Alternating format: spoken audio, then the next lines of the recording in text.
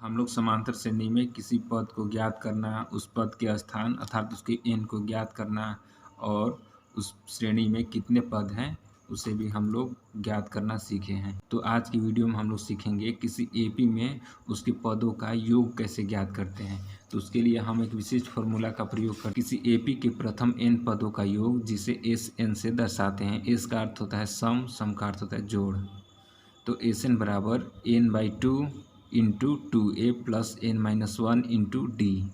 इसी फॉर्मूला से हम किसी भी एपी के जितने पद पूछेगा प्रश्न में 10 पद 20 पद उतने पदों का योग हम ज्ञात करते हैं। आइए इस पर आधारित एक प्रश्न हल करते हैं। प्रश्नावली 5.3 का फर्स्ट क्वेश्चन देखते हैं। किसी एपी में पहला पद है 2, दूसरा पद 7, तीसरा पद 12, आगे डॉट डॉट डॉट के 10 पदों का योग बताना है। हमें इस एपी के शुरू के 10 स्थान तक के पदों का योग बताना है। तो यहाँ n के जगह पर 10 होगा। आइए प्रश्न में जो दिया है उसे हम लिख देते हैं।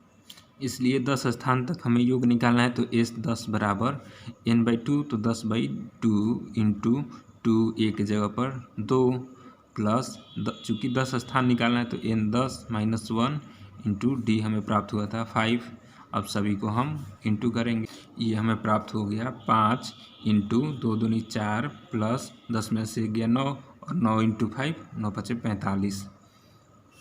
तो ये हमें प्राप्त हो गया 5 गुणे 49। तो हमें शुरू के 10 पदों का योग प्राप्त हो गया 245। हमें इससे कोई मतलब नहीं है कि श्रेणी में 10 पद कौन कौन होंगे, बस जो भी 10 पद होंगे उनका योग हमें इस फॉर्मूला से ज्ञात करेंगे। सेकेंड क्वेश्चन है एक एपी है -37, -33, -29 के शुरू के 12 पदों का योग बताना है। तो यहाँ ए होगा -37 और डी का मान हमें प्राप्त होगा -33 माइनस ए को घटाएंगे तो हमें प्राप्त होगा -33 प्लस 37। तो हमें डी का मान प्राप्त हो गया +4। एन का मान दिया है प्रश्न में 12 पद तक ज्ञात करना है। तो फॉर्मूला में हम सभी का मान रख देते हैं। n/2 अर्थात 12/2 इंटू 2 ए के जगह पर -37 प्लस n-1 तो n के जगह पर 12-1 इंटू डी के जगह पे हमें 4 प्राप्त हुआ। तो हमें श्रेणी के 12 पदों का योग प्राप्त हो गया -180। 636 का योग प्राप्त करने के लिए एक एपी है 9, 17, 25 में कितने पद होना चाहिए। हमें नहीं पता है कि कितने पदों का योग करके 636 प्राप्त हुआ है। तो यहाँ Sn के जगह पर 636 रखेंगे और हमें इस पद का n ज्ञात करना है कि कितने n तक जोड़ने पर 636 प्राप्त हुआ है, जो प्रश्न में दिया है। आइए रख देते हैं। n हमें ज्ञात करना है। आइए फॉर्मूला में रखते हैं। Sn बराबर 636 बराबर n/2 तो n हमें नहीं ज्ञात है, n/2 इंटू 2 ए के जगह पर 9 प्लस n हमें नहीं ज्ञात है n-1 इंटू डी के जगह पर 8। n/2 इस भिन्न के हर में है, बाएं तरफ आकर गुणा हो जाए। 8 से दोनों पक्षों में गुणा करेंगे तो हमें प्राप्त होगा 8n-8 n इंटू 18 में से 8 हटेगा 10 प्लस 8n। तो n से इसके दोनों पक्षों में हम गुणा करेंगे तो हमें प्राप्त होगा 10n प्लस 8n स्क्वायर।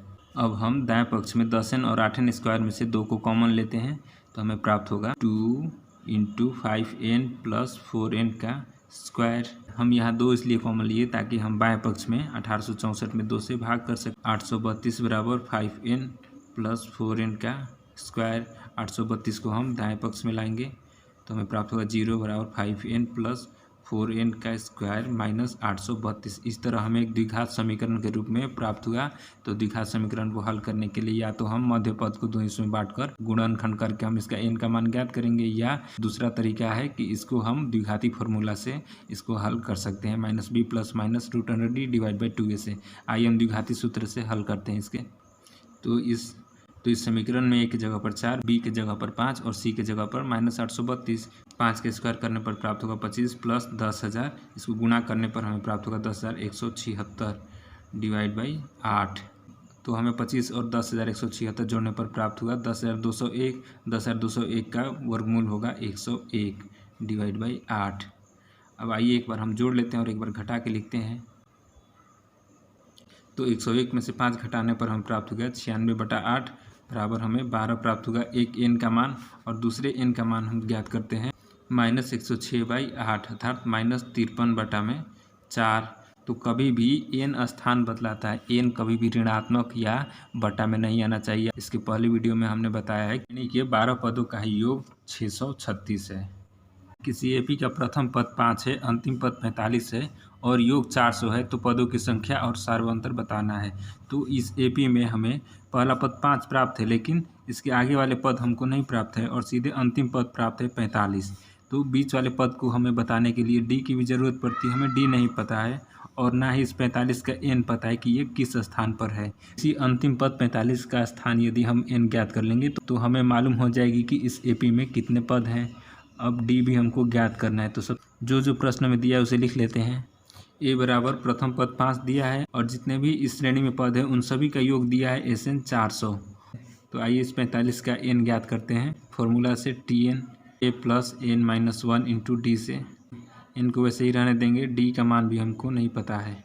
5 को हम 45 से घटा देंगे तो हमें प्राप्त होगा n माइनस 1 इंटू डी। अब देख सकते हैं इस पद में हमें n और d किसी का मान नहीं ज्ञात है। इस स्थिति में हम ना ही n का मान ज्ञात कर सकते हैं ना d का ज्ञात कर सकते हैं, इसलिए इसे हम इतने पर ही छोड़ देते हैं। ये समीकरण 1 लिख देते हैं। इन पदों का योग दिया है 400, तो लिखते हैं एसएन बराबर, एसएन का मान प्रश्न में दे दिया है 400। एन हमको नहीं ज्ञात है कि कितने पद हैं इसमें, और n माइनस 1 इंटू डी का मान हमने पहले समीकरण 1 मान लिया है। इसके जगह पर हम 40 लिख देंगे। तो अब इस स्थिति में हम n/2 इंटू 50 लिखेंगे, जहाँ 2 से 50 कटेगा 25 बार, तो हमें प्राप्त हुआ 400 बराबर 25n। तो n का मान हमको प्राप्त हो गया 400/25। तो इस तरह n का मान हमें प्राप्त हुआ 16। इसलिए इस श्रेणी में पदों की संख्या होगी कुल 16 और 16वें स्थान पर ही ये 45 मौजूद है। अब हम इसी n का मान समीकरण 1 में रख के d का भी मान ज्ञात कर लेंगे, चूँकि प्रश्न में हमें सार्वअंतर भी ज्ञात करना है। इसलिए d का मान हमें प्राप्त हो गया 40/15। इसे कटा देंगे तो इस श्रेणी का सार्वअंतर होगा 8/3। आइए 7 नंबर क्वेश्चन पढ़ते हैं। उस एपी के 22 पदों का योग बताएं जब डी बराबर 7 और 22वां पद 149 है। प्रश्न में हमें ए का मान नहीं प्राप्त है और डी दिया है प्रश्न में 7 है। ए से 7-7 के अंतराल पर हर एक पद बन रहे हैं और अंतिम पद दे दिया और 22वां पद का मान दिया है 149। यहाँ कुल n अर्थात 22 पद हैं, यहाँ दे दिया है 149 का स्थान दिया है 22। तो हम टी फॉर्मूला से टी बराबर A plus n minus 1 into D में मान रख के ए को ज्ञात करेंगे। उसके बाद हम एसएन का प्रयोग करके 22 पदों का योग ज्ञात कर लेंगे। 22वां पद 149 अर्थात टी 22वां बराबर 149 और हमको ए का मान ज्ञात करना है। उसके बाद एस 22 पदों का योग भी ज्ञात करना है। टी 22वां का मान दे दिया है 149 बराबर ए प्लस 147। तो ए का मान हमें प्राप्त होगा 149 माइनस 147। अब हम 22वें पद तक योग ज्ञात करते हैं। 1 अर्थात 22 माइनस 1 इंटू डी के जगह पर 7। तो इस तरह हमें इस 22 पदों का योग प्राप्त हुआ 1661। यही 22वें पद तक का योग होगा। प्रश्न संख्या 12 पढ़ते हैं। ऐसे 40 धन पूर्णांकों का योग ज्ञात करना है जो 6 से विभाज्य है। तो 6 से विभाज्य होने वाला प्रथम अंक होगा सबसे पहले 6, उसके बाद 12, उसके बाद 18, इस तरह आगे चलते जाता है और 40 स्थान तक लिखना है। तो उतना तक हम लिखेंगे नहीं। यहाँ n बराबर 40, ए बराबर 6, डी बराबर 6 का मान रख के एस एन में इस 40 पदों का योग ज्ञात कर लेंगे। 13 नंबर प्रश्न पढ़ते हैं। 8 के प्रथम 15 गुणजों का योग ज्ञात कर रहे हैं जो 8 से विभाजित होंगे। तो सबसे पहला 8 का पहाड़ा शुरू होता है 8,8, उसके बाद 16, उसके बाद 24, उसी तरह 15 संख्या लिखनी है।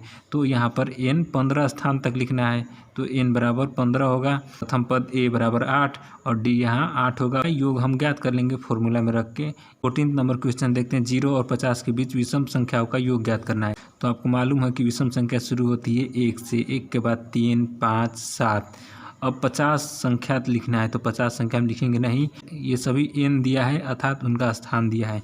तो n बराबर 50 स्थान तक के संख्याओं का हमको योग ज्ञात करना है। तो यहाँ प्रथम पद a बराबर 1, d होगा 2, n 50 रख के हम 50 पदों का एस एन में फॉर्मूला से इनका योग ज्ञात कर लेंगे।